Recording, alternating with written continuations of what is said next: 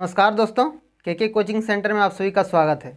मैं हूं कैलाश कुमार और आज हम लोग क्लास 9th के शुरू करने वाले हैं। उसका चैप्टर नंबर 3, चैप्टर का नाम है निर्देशांक ज्यामिति। उसको हम लोग आज शुरू करने वाले हैं। तो आइए शुरू करते हैं। लेकिन अगर आप इस चैनल को सब्सक्राइब नहीं किए होंगे तो कृपया सब्सक्राइब कर लें और अपने साथी दोस्तों को भी बताएँ कि इस चैनल में आके आप 8वीं से लेकर 6 से लेकर 10th तक की सिलेबस को पूरा कर सकते हैं। तो आइए हम लोग आज शुरू करते हैं। देखिए, पहला क्वेश्चन यहाँ पर बोला है एक व्यक्ति आप अपने अध्ययन मेज पर रखे टेबल लैंप की स्थिति किस तरह बताएंगे। कि एक मान लीजिए कोई व्यक्ति है और आप टेबल है, मान लीजिए टेबल को इस यहाँ पर देखिए अक्ष के विषय में जानकारी रखना है। इसलिए मान लीजिए आपका टेबल ये है, अब कहीं पर टेबल रखा हुआ है, ये टेबल है मान लीजिए। तो आप कैसे बताएंगे कि लैंप जो है टेबल पर कहाँ है, ये आप कैसे उसको बताएंगे। सो कह रहा है यहाँ पर। तो हम लोग देखिए यहाँ पर क्या बताते हैं। देखिए हम लोग कह सकते हैं क्या, उसको बताने समय कह सकते हैं क्या, उसको कहेंगे। देखिए यहाँ पर एक्स एक्सिस में अगर कहेंगे क्या कि ऊपर 30 तक जाइए। यहाँ से मान लीजिए 30 सेंटीमीटर, कुछ भी माप 30 सेंटीमीटर में, फीट में, लेकिन यहाँ चूँकि कॉपी में बनाना है इसलिए इसको सेंटीमीटर में लेते हैं। हम उसको कह सकते हैं कि एक्स एक्सिस में आप यहाँ 20 तक जाइए, 20 सेंटीमीटर तक जाइए और इधर वाई तरफ जाइए 30 सेंटीमीटर। यहीं पर आपको क्या मिल जाएगा, तो लैंप मिल जाएगा। ऐसा हम उसको कह सकते हैं। तो ये लैंप का क्या हो जाएगा, यही लैंप है। हम इस तरह से बता सकते हैं कि अगर मान लीजिए टेबल का कोना है, यहाँ से बता सकते हैं कि इधर आप यहाँ 20 तक जाइए और फिर ऊपर 30 तक जाइए। जहाँ जहाँ पॉइंट मिलेगा, इधर से 20 इधर से 30, वही लैंप का स्थान है। ऐसे हम आपको उसको बता सकते हैं। तो हम कैसे बोल सकते हैं कि देखिए यहाँ ए मान लेते हैं, इसको बी मान लेते हैं। हम उसको कहेंगे क्या, ये बिंदु ये लैंप है, इसको कोई बिंदु पी मान लेते हैं। मान लीजिए पी है ये, जहाँ पर लैंप उपस्थित है। तो हमको उसको क्या कह सकते हैं कि मानिए कि लैंप कहाँ पर है, पी। तो उसको कैसे कह सकते हैं, बोलेंगे 0 से, यहाँ कोना से 0 से एक्स एक्सिस में 20 सेंटीमीटर तक जाइए, फिर वाई तरफ 30 सेंटीमीटर तक जाइए। मतलब एक्स निर्देशांक में 20 सेंटीमीटर और वाई में 30 सेंटीमीटर, और जहाँ यहाँ पर जो पॉइंट कटेगा वही लैंप का स्थान होगा। इधर से 20 जाइए और इधर से 30 जाइए, यहाँ पर कट जाता है वही लैंप का स्थान है। ऐसे हम उसको बता सकते हैं। तो ये पहला का बस ऐसा ही था। ये एग्ज़ाम की दृष्टि से एग्ज़ाम में तो आता नहीं है, बस सिर्फ समझने का था। आपका विचार, ये आपका नॉलेज चेक करने के लिए ये था। फिर देखिए इसका दूसरा क्वेश्चन भी इसी तरह है। ये पहला का था 3.1 का पहला क्वेश्चन था। अब दूसरा का भी इसी तरह क्वेश्चन है। स्ट्रीट वाला है, रोड वाला। देखिए बोला है क्या, बोला है सड़क योजना। एक नगर में 2 मुख्य सड़क है। मान लीजिए ये दोनों मुख्य सड़क है, ये एक्स और ये वाई तरफ जा रहा है, ये दोनों मुख्य सड़क है। फिर क्या बोला है, बोला है कि नगर के केंद्र पर मिलती है 2 सड़क उत्तर और दक्षिण दिशा में जा रहा है। तो ये उत्तर है, मान लीजिए इधर दक्षिण है, 2 दिशा में जा रहा है। उत्तर दक्षिण की दिशा और पूरब पश्चिम की दिशा 2 दिशा में है। नगर केंद्र पर मिलती है 2 सड़कें उत्तर दक्षिण की दिशा और पूरब पश्चिम की दिशा, पूरब पश्चिम और उत्तर दक्षिण की दिशा में है। नगर की अन्य सभी सड़कें एक मुख्य सड़क के समांतर परस्पर 200 मीटर की दूरी पर है। प्रत्येक दिशा में लगभग 5 सड़कें हैं। मतलब यही इसी के समांतर और सड़कें हैं जो 200 मीटर की दूरी पर है।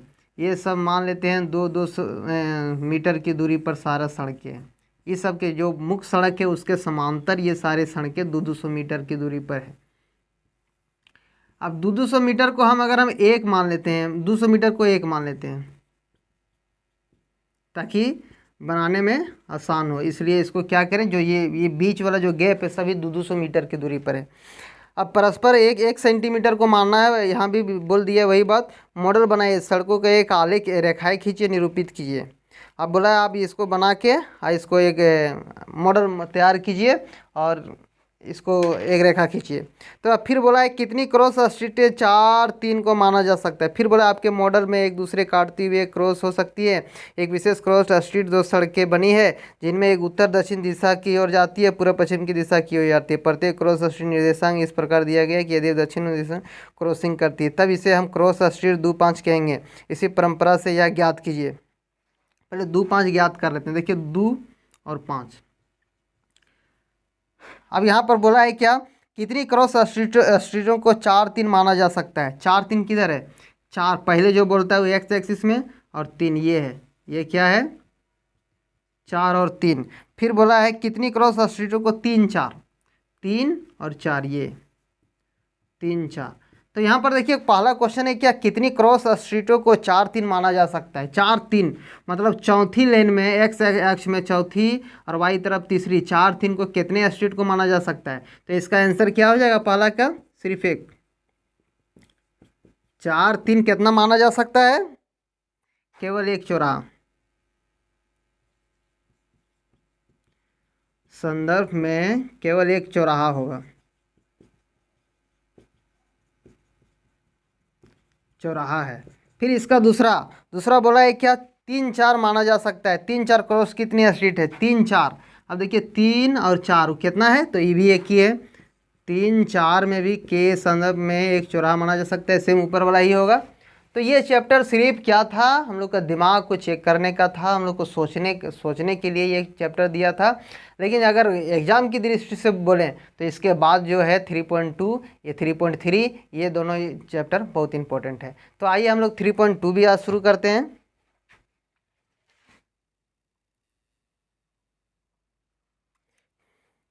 चैप्टर शुरू करने से पहले कुछ इम्पोर्टेंट इसका तथ्य है उसको हम लोग जान लेते हैं, ताकि फिर बनाने में भाई ये बहुत आसान हो जाता है। तो देखिए पहले ये जो है 2 रेखाओं के कटने से बनता है। ये जो इस क्षैतिज रेखा जो होता है इसको क्षैतिज रेखा बोला जाता है। क्षैतिज रेखा, और इसी को क्या बोला जाता है, इसको बोला जाता है एक्स अक्ष। और ये ऊर्ध्वाधर रेखा है, ये ऊर्ध्वाधर रेखा है, या फिर इसको बोलते हैं वाई अक्ष। ये है वाई अक्ष और ये है एक्स अक्ष। अगर इसको माने तो इधर हम एक्स मान सकते हैं, इधर एक्स डैश, मानने के तो कुछ भी मान सकते हैं, लेकिन इधर एक्स और इधर एक्स डैश। इधर जितना होता है इधर इस लाइन पर सब धनात्मक चिन्ह होता है।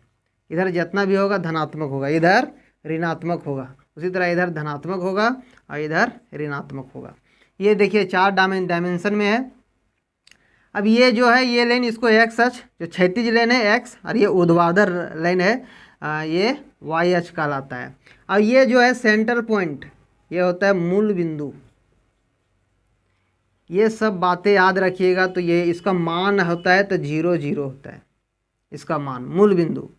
और इसको ये जो है 1 अक्ष 2 अक्ष 3, ये जो कक्षा है इसको चतुर्थांश बोला जाता है। तो इसको फर्स्ट चतुर्थांश बोल सकते हैं, इसको सेकेंड चतुर्थांश, इसको थर्ड और इसको 4 बोला जाता है। इसको कहीं कहीं इसको भुज बोला जाता है, भुज। इस लाइन को एक्स अक्ष को भुज बोला जाता है, और वाई लाइन को बोला जाता है कोटि बोला जाता है। इसको भुज और इसको कोटि बोला जाता है। ये प्रथम चतुर्थांश, द्वितीय चतुर्थांश, तृतीय चतुर्थांश और ये 4th चतुर्थांश। इस अक्ष में अगर एक्स और वाई का मान बात करें तो एक्स भी प्लस में होता है और वाई भी प्लस में होता है। मतलब दोनों इस पर जो मान आएगा दोनों का मान प्लस प्लस रहेगा, इधर भी प्लस इधर भी प्लस। ये कक्षा में सारा क्या होगा, प्लस प्लस। लेकिन इस अक्ष में बात करें तो एक्स जो रहता है वो माइनस में रहता है और वाई प्लस में। कहने का मतलब माइनस और ये प्लस में होता है। और ये कक्षा में दोनों माइनस, एक्स भी माइनस और वाई भी माइनस होता है, माइनस और माइनस। ये कक्षा में देखिए एक्स जो होता है वो प्लस में होता है और वाई होता है वो माइनस में होता है, प्लस माइनस। ये इतने बातें अगर याद रखिएगा तो ये चैप्टर बहुत आसान हो जाता है। इस लाइन को भुज भी बोला जाता है, क्षैतिज लाइन भी बोला जाता है, एक्स अक्ष भी बोला जाता है। इस लाइन को कोटि भी बोला जाता है, ऊर्ध्वाधर लाइन भी बोला जा सकता है, और वाई अक्ष भी बोला जाता है। और ये मूल बिंदु कहलाता है जिसका मान 0 0 होता है। यहाँ एक और बात है, अगर बोलेगा एक्स अक्ष पर कोई लेन है, एक्स अक्ष पर कोई लेन है तो उसका मान होता है, एक्स अक्ष पर है तो एक्स का मान होगा लेकिन वाई बराबर 0 होगा। और अगर वाई अक्ष में कोई लेन है तो वाई का मान होगा लेकिन एक्स बराबर 0 होगा। ये मान इसका, ये भी एक नंबर में आता है ऑब्जेक्टिव, जो 9 बोर्ड के ऑब्जेक्टिव में ये सारे क्वेश्चन आता है, तो इसको ध्यान रखिएगा। और अगर देखिए कोई बिंदु ले लेते हैं, मान लेते हैं 2 और 5 दोनों प्लस में है, तो ये किस अक्ष में होगा? ज़्यादा चांस है दोनों प्लस प्लस है तो ये एक कक्षा में होगा, ये एक कक्षा में होगा। तो इधर मान ले कहीं अगर 2 रहा तो ये इसमें बढ़ेंगे और 5 इधर। अब हम लोग को ये डायग्राम बनाने के लिए सीखना है।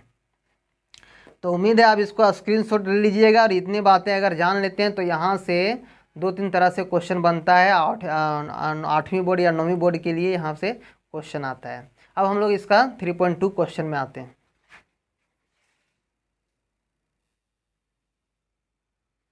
अब इसका पहला क्वेश्चन देखते हैं हम लोग। पहला क्वेश्चन बोला है, इसका देखिए क्वेश्चन है, निम्नलिखित प्रश्नों में से प्रत्येक प्रश्न का उत्तर दीजिए। यहाँ कुछ क्वेश्चन है, उसका उत्तर देने के लिए बोल रहा है कार्तीय तल पर किसी बिंदु की स्थिति निर्धारित करने वाले क्षैतिज और ऊर्ध्वाधर रेखा के नाम लिखें। देखिए क्षैतिज कौन है? ये एक्स अक्ष, और ऊर्ध्वाधर वाई अक्ष है, इसके नाम लिखने बोला है। तो इसका नाम क्या होगा? देखिए ये लाइन को क्या बोला जाता है? पहला का अगर आंसर लिखने के बोले तो एक्स अक्ष तथा वाई अक्ष, या फिर क्षैतिज रेखाएं या ऊर्ध्वाधर रेखाएं। तो बोला क्षैतिज और ऊर्ध्वाधर रेखा को क्या नाम बोला है? तो एक्स अक्ष या वाई अक्ष, या फिर कह सकते हैं क्या, भुज तथा कोटि, ये भी बोल सकते हैं। लेकिन यहाँ पर ऑप्शन में क्या है, इन दोनों रेखाओं बने पर यहाँ पर दिया था कि ऊर्ध्वाधर रेखाओं के क्या नाम है, तो एक्स अक्ष भी बोल सकते हैं, वाई अक्ष, यही है भुज और यही कोटि है। फिर बोला है क्या, इन दो रेखाओं पर बने तल के प्रत्येक भाग का नाम लिखें। मतलब देखिए यहाँ पर 4 भाग बना हुआ है, तो प्रत्येक भाग को क्या कहते हैं? प्रत्येक भाग को क्या कहते हैं? चतुर्थांश कहते हैं। चतुर्थांश, प्रथम चतुर्थांश, द्वितीय, तृतीय, चतुर्थ, इस तरह से हम लोग अभी जस्ट इसके पहले हम लोग सीखे थे कि प्रत्येक भाग को क्या कहते हैं? तो चतुर्थांश कहते हैं। फिर बोला उस बिंदु का नाम बताए जहाँ ये 2 रेखाएं प्रतिच्छेद करती है। तो ये बिंदु क्या है? जहाँ पर दोनों रेखा एक्स और ऊर्ध्वाधर और क्षैतिज रेखा दोनों कट रहा है, उस बिंदु को क्या कहते हैं? तो उस बिंदु को कहते हैं मूल बिंदु। तो आप देखते होंगे कि अगर हम लोग पिछले वाला थ्योरी था सारा उसी पर डिपेंड था ये, तो अगर उसको दिमाग में रखते हैं तो ये सारे क्वेश्चन बहुत आसानी से बन जाएगा। तो ये पहला का 3 क्वेश्चन था, ये सारे हम लोग खत्म कर दिए। अब इसका दूसरा क्वेश्चन देखते हैं।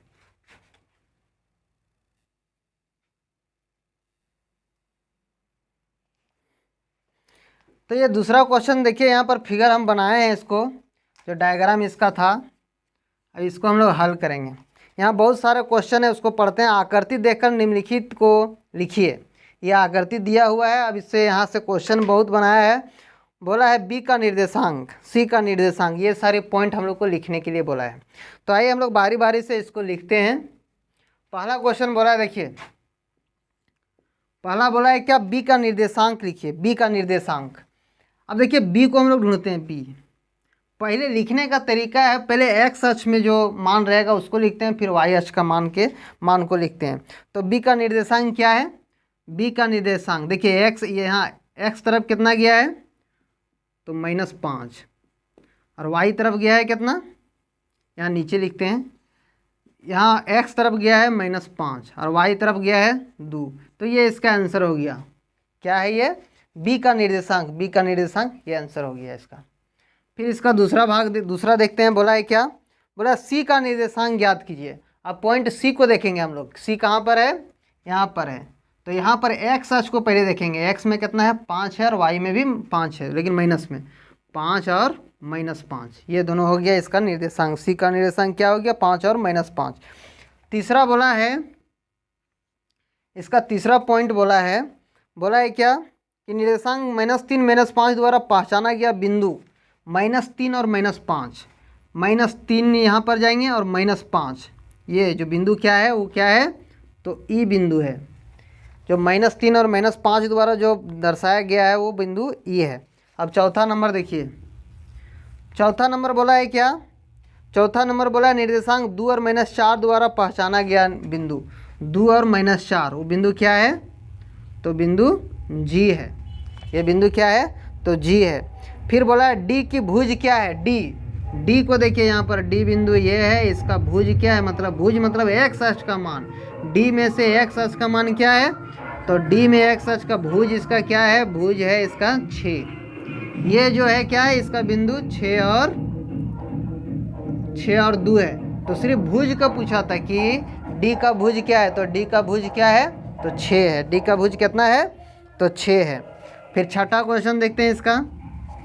छठा नंबर क्वेश्चन है एच का निर्देशांक। अब एच को ढूंढते हैं, एच का निर्देशांक क्या है। देखिए निर्देशांक लिखना है तो ये -5 है और इधर -3 है, तो एच का निर्देशांक -5 और -3, इसका आंसर हो जाएगा -5 और -3। फिर सातवां नंबर बोला है क्या, सातवां नंबर है एल का निर्देशांक। एल यहाँ पर ढूंढते हैं हम लोग, एल कहाँ पर है, एल यहाँ पर है।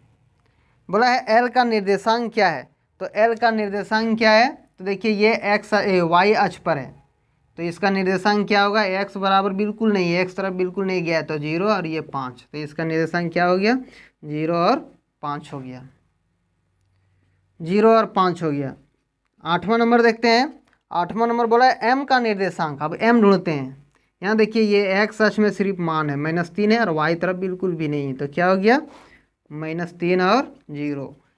तो इस तरह से हम लोग क्या कर इसको बहुत आसानी से बना सकते हैं। निर्देशांक निकालने आता है, भुज कोटि यही सब रिलेटेड से क्वेश्चन 9वीं बोर्ड में आता है। इस चैप्टर के लिए यही सब इंपॉर्टेंट। इसी तरह डायग्राम बना रहता है और पूछ देता है कि डी का निर्देशांक, कोई भी पॉइंट का निर्देशांक ज्ञात करने के लिए बोल देता है। तो आप इसको बहुत आसानी से बना सकते हैं। ये बहुत आसान चैप्टर है। इसको अगर आप जो थ्योरी इसका बताएं वो अगर दिमाग मेरा ध्यान में रहता है तो ये चैप्टर का क्वेश्चन बहुत आसानी से बन जाता है। तो उम्मीद है कि आप लोग को बहुत अच्छा लगा होगा। तो फिर आगे का जो क्वेश्चन है 3.3, ये तो 3.2 था, इतना ही क्वेश्चन था इसका। अब 3.3 हम लोग नेक्स्ट क्लास में पढ़ेंगे। आप लोग को बहुत बहुत धन्यवाद, वीडियो में अंत तक बने रहे इसके लिए। और अगर चैनल को सब्सक्राइब नहीं किए होंगे तो कृपया सब्सक्राइब कर लें, साथ ही दोस्तों के साथ भी शेयर करें जिससे इसका फायदा सबको मिल सके। बहुत बहुत धन्यवाद एक बार फिर से।